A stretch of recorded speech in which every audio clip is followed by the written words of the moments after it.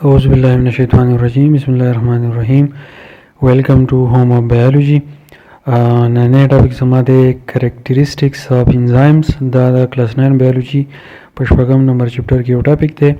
د دې ټاپک مطلب دا دی په سیل کې چې دنه کم انزایم موجودي انزایم ته موږ په اردو کې خامرې وایو او په سیل کې چې دنه د انزایم موجودي نو د دې کار صحیح یعنی د دې خصوصیات چې دی هغه صحیح نو دا ټاپک زه نن تاسو ته تفصیلا باندې کوم.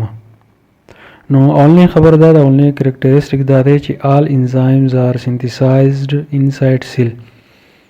سونه انزایم چې دي د په سیل کې دنه پیدا کیږي. په سیل کې دنه د 3000 نه والا د 4000 پورې انزایم دي.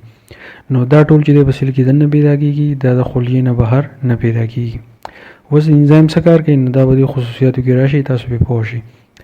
بل enzymes are 14 in nature. سونه انزایم چې دي د دې شکل اشکال او د دې کار د دې په کومه طریقه چې دا جوړي نو دا ټول د پروتین په شانی. بل enzymes act as a catalyst. کله چې سیل ته خوراک اکسیجن وغیرہ یا نور سيزونه نه نوځي نو دا ټول سيزونه د یو بل سره ملاويږي. نو انزایم چې کله د دې سيزونو سره یوځای شي نو د ریاکشن چې تیزی نو چې کله دا ریاکشن تیزی نو موږ به دې وایو چې انزایم چې دی دا ایز ا کیټالیست کار کوي یعنی یو ریاکشن چې دی هغه تیزی نو کیټالیست چې دی دغه توي. بل چې انزایمز آر سپیسیفیک ان اکشن. انزایم چې دی دا په خپل کار کې بالکل خاص دي. مطلب دا دی چې د هر کیمیکل لپاره دا چې د کوم سیس سره ملاويږي نه هغه ته موږ سبستریټ وایو.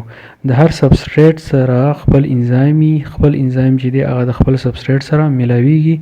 دا انزایم چې د بل سبستریټ سره نشي ملاوي. A small amount of energy is needed to catalyze large amount of substrate. اوس موږ خوراک چې د خلیې ته لاړو دا ډیر زیات دی.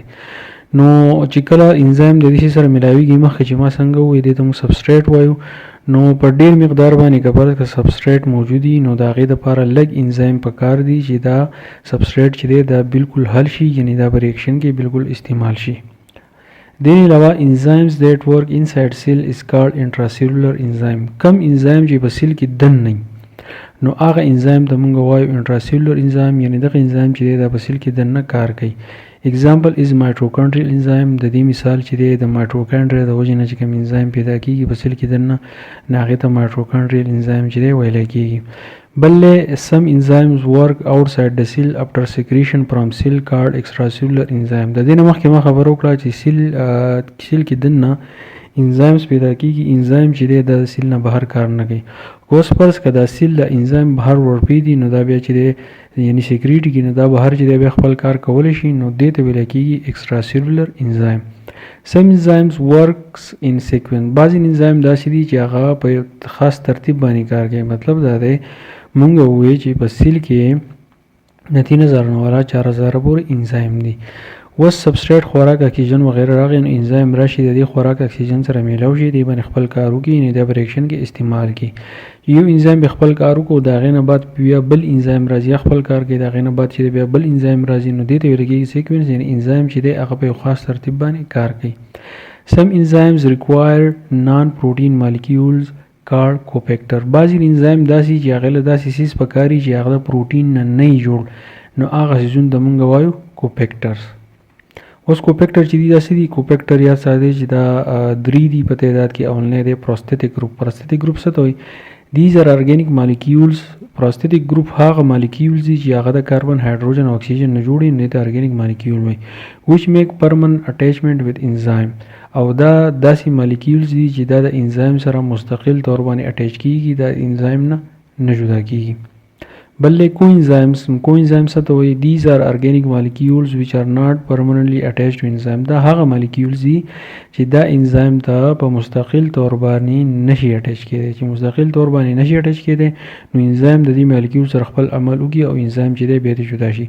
Most coenzymes are derived from vitamins.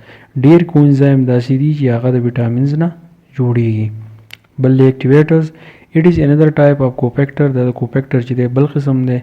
These are metal ions. دا activator چې دی دا metal ion دی او دا چې دی یعنی د دې خصوصیات په جسم کې دن لکه څنګه چې د میټل او دا هم د انزایم سره اټیچ کیږي لکه په دې کې یو د میټل آین شو دغه نه علاوه زینک شو کاپر شو دا شیزونه چې موږ وخورو نو دا انزایم سره چې دی اټیچ کیږي which form temporary attachment with enzyme او دا چې کله د انزایم سره اټیچ کیږي نو دا مستقل طور نه دا لږ وخت لپاره نو شارټ کټ د دې سمریزو تاسو ته دا وایم چې کله خلیت یو سیز نه نوزي هغه ریاکشن کوي نو انزایم په هغه باندې خپل عمل کوي د انزایم نه بغیر چې د خپل عمل نشي کولای او کبرس کې انزایم نه وي دا ریاکشن چې دی دا ډیر زیات سلو نو دا وو کریکټریسټکس اف انزایمز امید کوم چې تاسو به شي لایک کړئ شیر کړئ او کنه وی نو چینل چې ضرور سبسکرایب کړئ تھینک یو ډیر مننه